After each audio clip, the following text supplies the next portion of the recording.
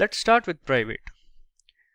The members who are declared as private cannot be accessed directly from outside the class. They can only be accessed by the member functions inside the class. Now public. The members who are declared as public can be accessed from within the class as well as outside the class, and even from outside the package as well. Now protected. The members who are declared as protected can be accessed from within the class and from the derived class. Now coming to the next question, that is, what is C++ OOPS concept? OOPS stands for Object-Oriented Programming. There are some concepts of OOPS, that is, object, class, inheritance, polymorphism, encapsulation, and abstraction. Now let's understand these concepts. Let's start with object. An object is a basic unit of object-oriented programming. It can be defined as an instance of a class. We can create multiple objects of a class. Now class is a template of an object. It is user-defined, which holds member functions and data members. The data and code which is defined inside the class are said to be the members of the class. Now inheritance. Inheritance can be defined as a process in which child class inherits all the properties and behavior of its parent class. The class which is inherited is called the base class, and the class which inherits is called the derived class. Now polymorphism. Polymorphism is the ability to give different meanings to the same function. It allows us to redefine a function and create it with a completely new definition. Now encapsulation. Encapsulation means binding code and data together into a single unit. Now abstraction. Data abstraction specifies hiding the internal details for the simplicity and showing the functionality to the user. Now coming to the next question, that is, what is the difference between a while loop and a do-while loop? So first is while loop. While loop verifies the condition. If it's true, then it iterates the loop till the condition becomes false. On the other side, do-while loop first iterates the loop body once, then it checks for the condition. In while loop, the syntax is while keyword, then condition inside the brackets. The syntax of do-while loop is do block, and after that while keyword with a condition. In the while loop, if the condition is false, then not a single statement will execute inside the loop. On the other hand, in do-while loop, if the condition is false, then also the body will execute once. Now, coming to the sixth question, that is, what is a constructor? A constructor can be defined as a member function that is invoked whenever we create an object. It has the same name as that of class. There are two types of constructors in C++, that is, default constructor and parameterized constructor. Default constructor are those constructors which do not take any parameters. If we don't define any constructor, then the compiler will automatically provide a default constructor. On the other hand, parameterized constructor are those constructors in which we can pass the arguments. Now, coming to the next question, which of the following operator cannot be overloaded? Our options are A. Subtraction operator, B. Addition operator, C. Ternary operator, and D. Modulo operator. So our correct answer is C. Ternary operator, because overloading this operator is not syntactically possible. So let's move on to our next question. Write a program to find the factorial of a number. So here we have to write a program of factorial in which we will enter a number and its factorial is displayed on the screen. So here we have declared an integer n, which we will take an input from the user, and another variable fact which we have initialized as 1. After that, we have displayed a message, enter a positive integer, and we have taken an input of the integer.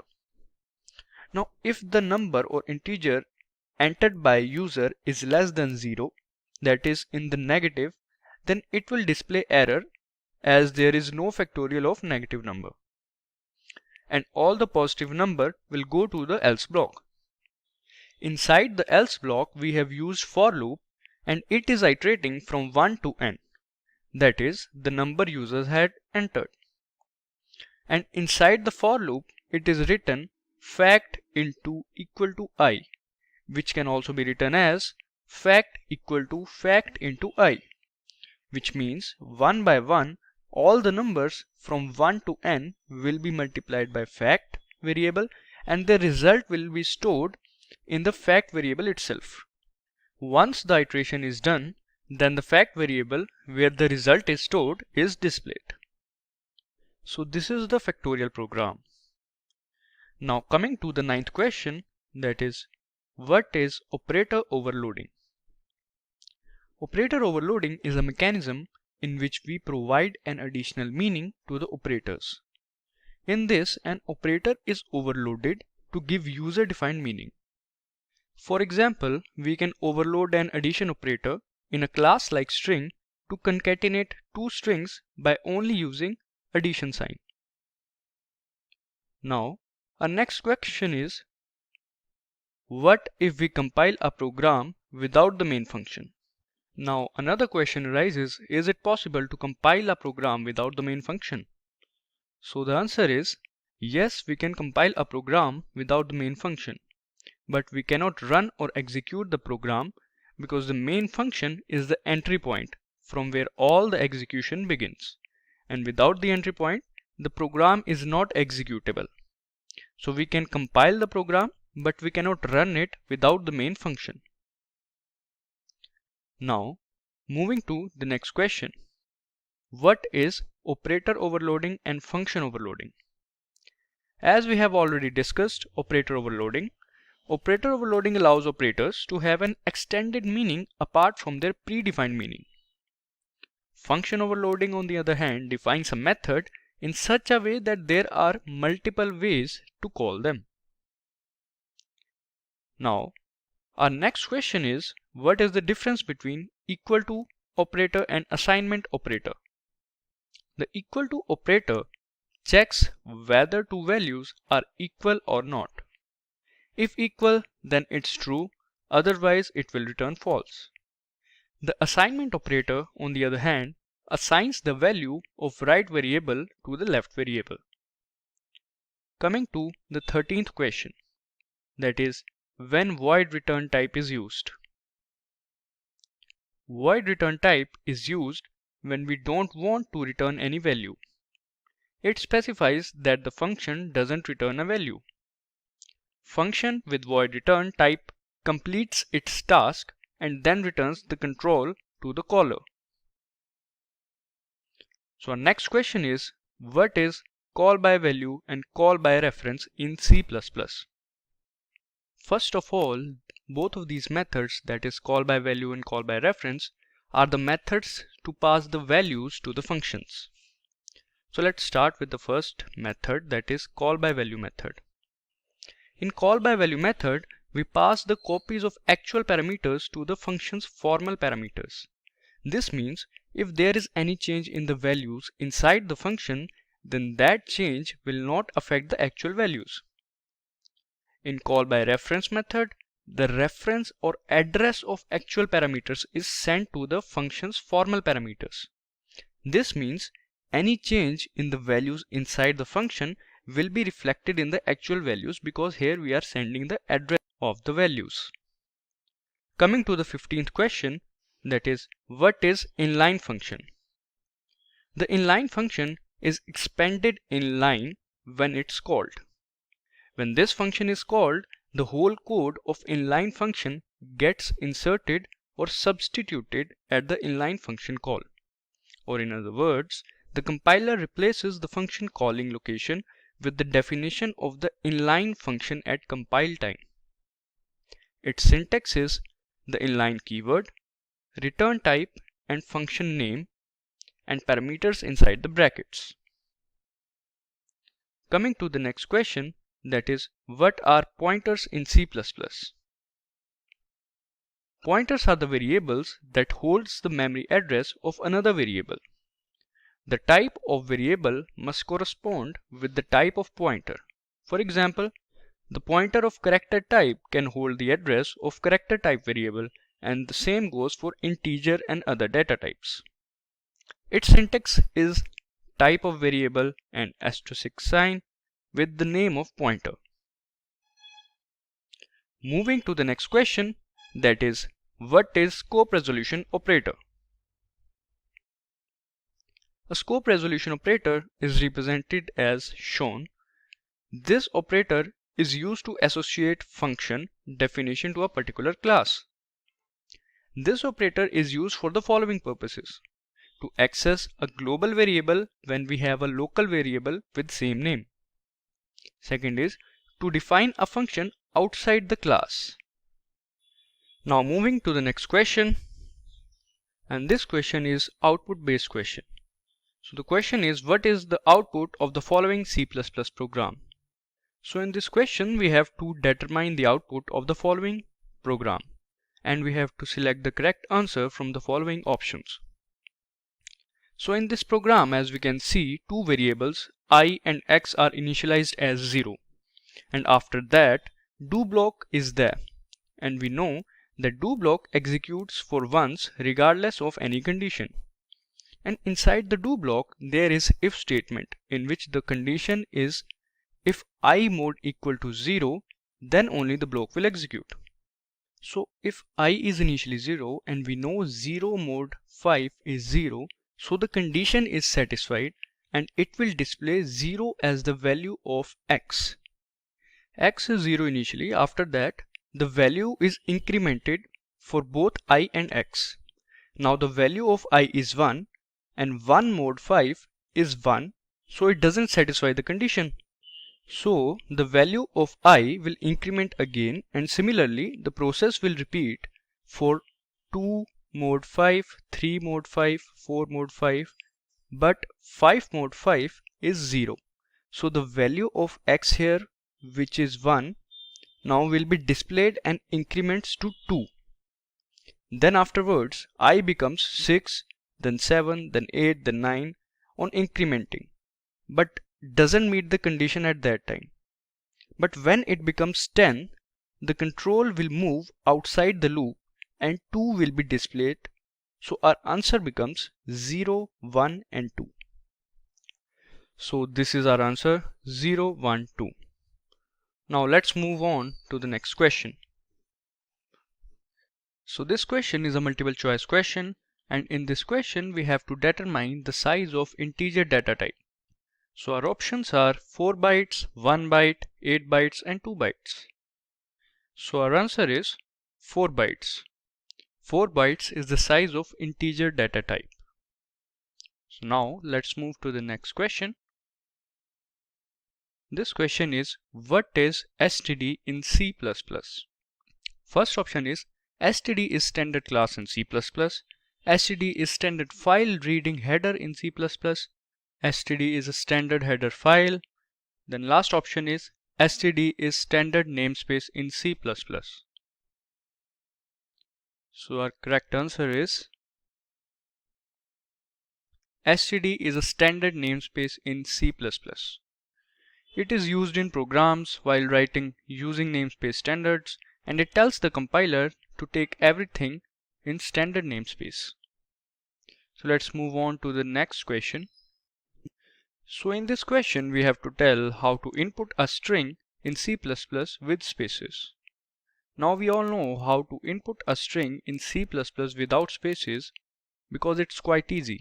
But let's understand how to do it with spaces. So in this question, as we can see, there is a string that we have declared S. The name of the string is S. After that we have displayed a message, enter the sentence with spaces. And then we are taking the input. Here getLine is the member function of iStream class, which is used to read the string with spaces.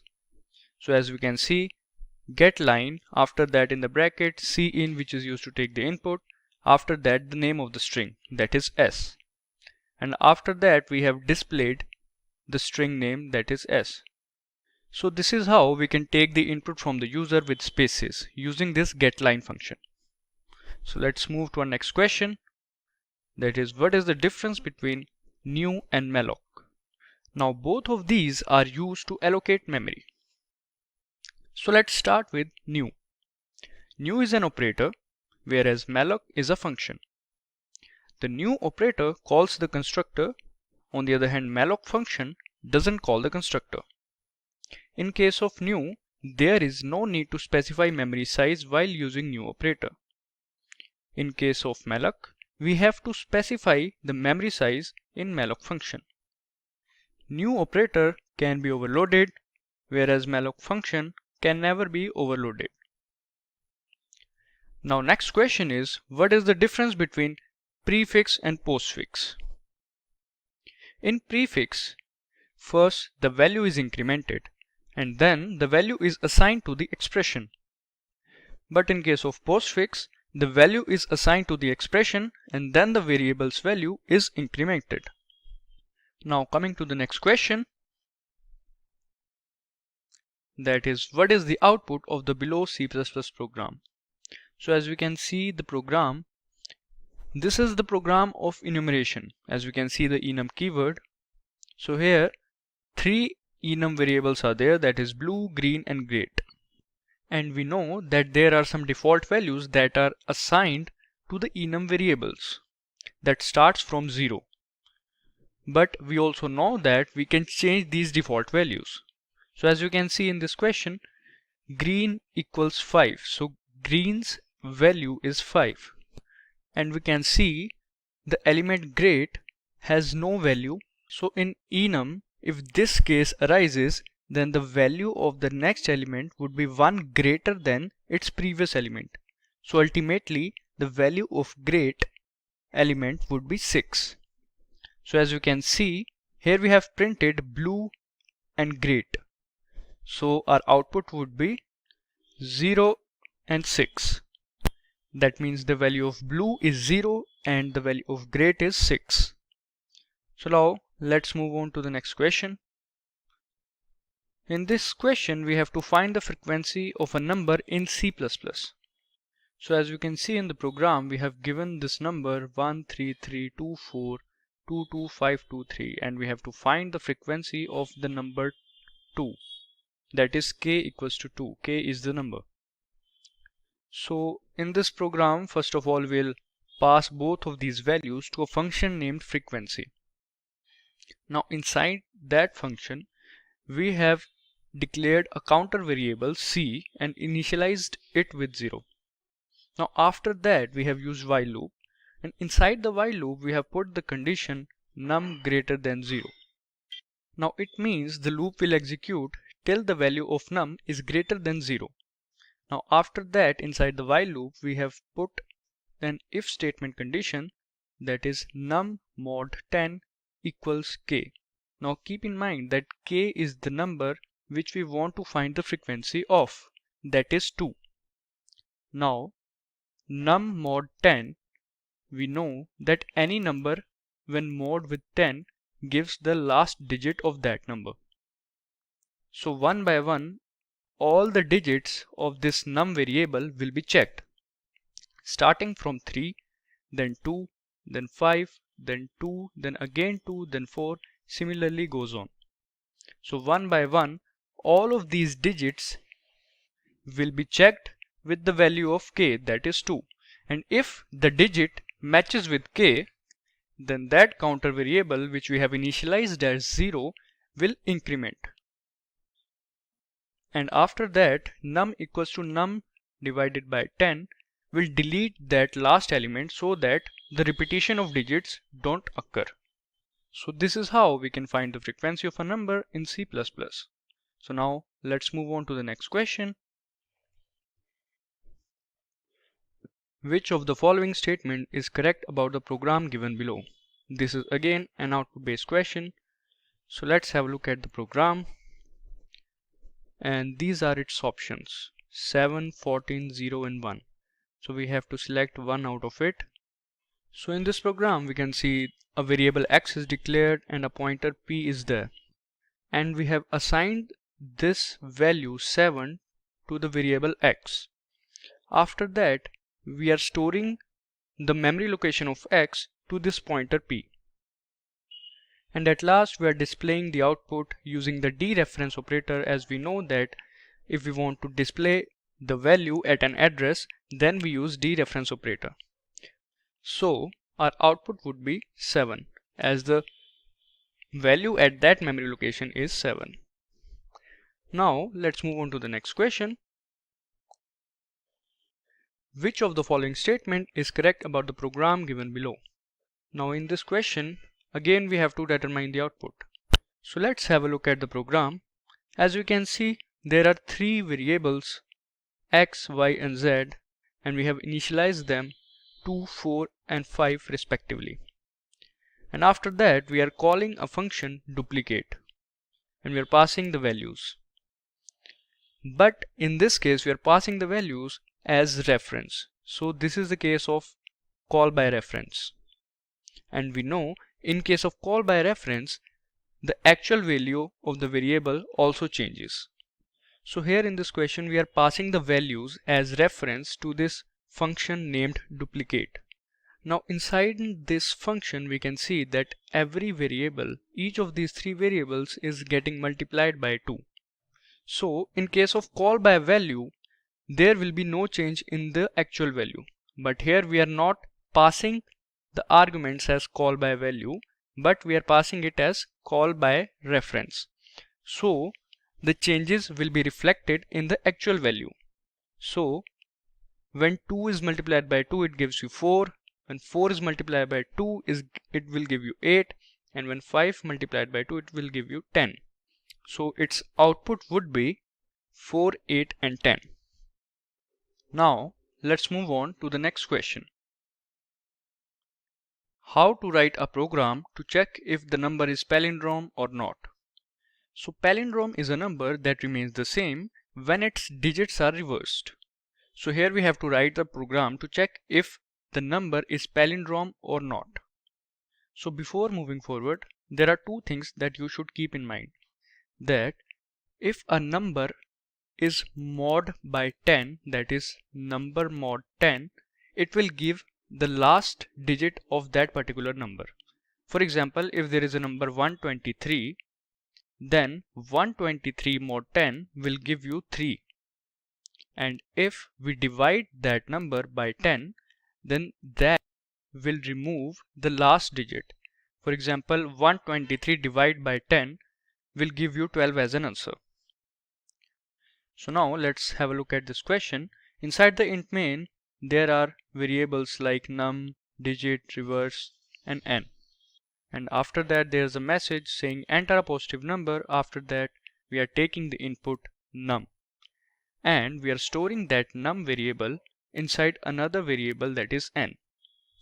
We'll talk about this later, why we are storing this to another variable n. Now there's a do block. Inside the do block we can see digit equals num mod 10. Now to understand this, let us take an example as, let us suppose the number to be 123. Now num is that number, and we know that 123 mod 10 equals to 3. That means the last digit of that number. So now digit is storing the last digit of that number. After that we can see reverse equals to reverse into 10 plus digit. Now we know that reverse we have initialized as 0. So reverse equal to 0 plus 3. Now reverse now becomes equal to 3. After that we can see in the next line num equals to num divided by 10. That means 123 divided by 10. And as we have already discussed, 123 divided by 10 will give you 12. Now this 12 will again go to num mod 10, and the value of digit now will become 2.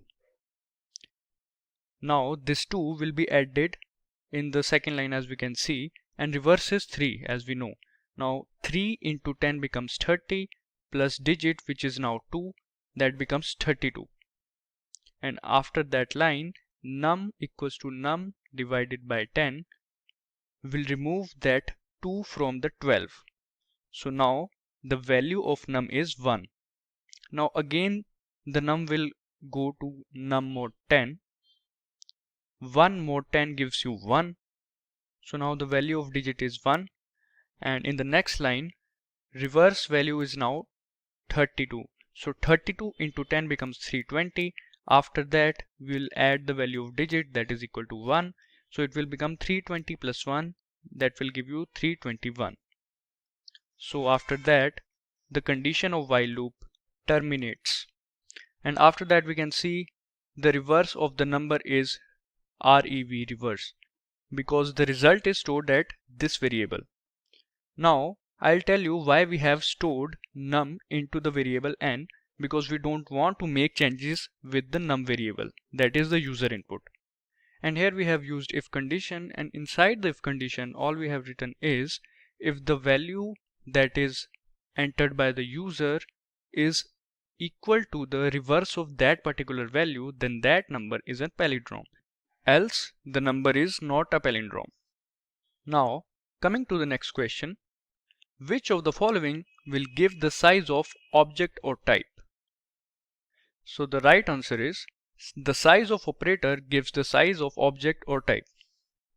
Now let's move on to the next question. Which of the following is not a member of class? So the answer is among the following, friend function is not the member of a class. Now let's move on to the 31st question. That is, what is STL? STL stands for Standard Template Library. It is a library container that provides generic classes and functions. STL components are containers, algorithms, iterators, and function objects. So next question is, what is a friend function? A friend function can be defined as a function that can access private, public, and protected member of the class. The friend function is declared using the friend keyword. This function is declared inside the class. Now, next is, what is a copy constructor? A copy constructor is a member function that initializes an object using another object within the same class. The constructor is of two types, default copy constructor and user-defined copy constructor. Now let's move on to the next question. How does the strings are stored in the memory? Options are sequence, null, non-contiguous, contiguous. So the correct answer is the characters of strings are stored contiguously in the memory. Moving to the next question. What is inheritance? Inheritance is the mechanism in which we can create a new class, that is child class, from the existing class, that is parent class. This child class is also known as derived class, and the parent class is also called base class. And in the inheritance, child class inherits properties and behavior from its parent class. So our next question is, what is abstraction? Abstraction can be defined as a technique in which we only show the functionality to the user, that is the details that we want the user to see, and hiding the internal details or implementation details which is not necessary for a user to see. Now let's move on to our next question. What is the output of the below code? So here we can see they have used ternary operator in this question. So first of all, as we can see, there are three variables a, b and c, and 5 and 6 are the values of a and b that have been assigned to them. And at line 11 we can see a greater than b, question mark a colon b. So this is a ternary operator. Here a greater than b is the test expression. If this test expression is true, then the expression after the question mark, that is a, will be the answer, and if it is false, then the expression after colon, that is B, will be the answer. That means if A is greater than B, then A will be the answer, and if A is not greater than B, then B will be the answer. And as you can see, the value of A is 5 and the value of B is 6. So the test expression is false. So that means B will be the answer.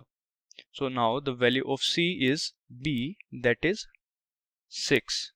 So our correct answer is 6. Now let's move on to the next question. What among these is used to return the number of characters in the string? Option A is size, option B is length, C is both size and length, and option D is name. So the answer is both size and length will return the number of characters in the string. Now let's move to the 39th question. What is the output of the below code? As we can see in this code, the value of j is 10. Then the value of j is incremented. As you can see in the line 10, j++. So the value of j is incremented to 11. After that, j is added to 100. And at last, j is added to 999, which will give us the result as 1010. That is 1010. And this value is being assigned to I. So our answer is 1010. Now let's move to the next question, that is the last question. Pick the correct statement about string objects in C++. Option A is string objects must be terminated by a null character. Option B is string objects have a static size. Option C is string objects have a dynamic size. Option D is string objects use extra memory than required. So our correct answer is C. String objects have dynamic size. They are dynamic in nature, that is their size varies as their value changes. So they don't use any extra memory. So these were some important C++ interview questions. Alright guys, with that we have come to the end of this session. I hope these interview questions will help you in your preparation. If you like this video, please give it a thumbs up. I hope it helped you all. Thanks for watching, stay safe and keep learning. Hi there, if you like this video, subscribe to the Simply Learn YouTube channel and click here to watch similar videos. To nerd up and get certified, click here.